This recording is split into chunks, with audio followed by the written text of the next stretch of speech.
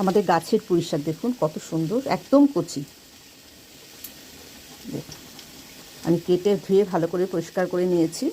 যদিও পুঁই শাকগুলো ভীষণই পরিষ্কার, একদম ছোট্ট একটা গাছ তো আজকে আমি পুঁই শাক করবো যতটা সহজভাবে সম্ভব। কেন এত কী বলবো, কচিতে মানে কচি পুঁই শাকে কোনো মশলা দিতে লাগে না, আর আমাদের বাড়ির গাছে খুব খুব স্বাদ।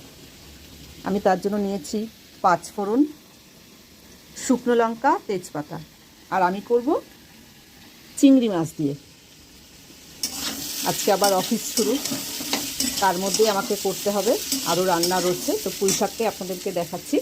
দেখুন কত সহজে, মানে গাছের জিনিসে না সত্যি কোনো স্বাদ থাকে না, তো নর্মালভাবে করলেই যেন খেতে একটা অন্যরকম স্বাদ হয়।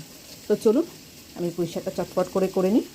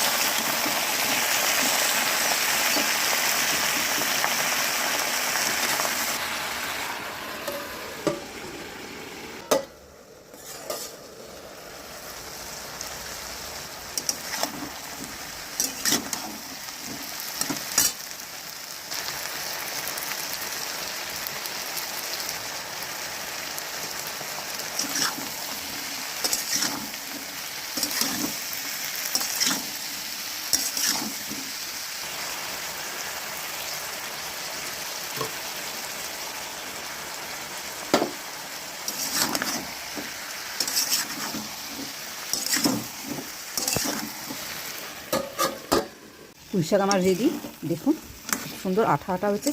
আমি এক ফোঁটা জল দিইনি, মানে আমি ঢেকে ঢেকে করেছি। দেখুন একটুও মানে জলের ছিটা মানে একটুও কোনো রকমভাবে কোনো জল নেই। তো আমার পুঁই শাক রেডি।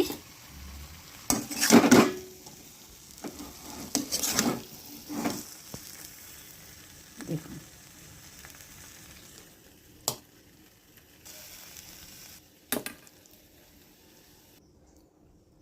গাছের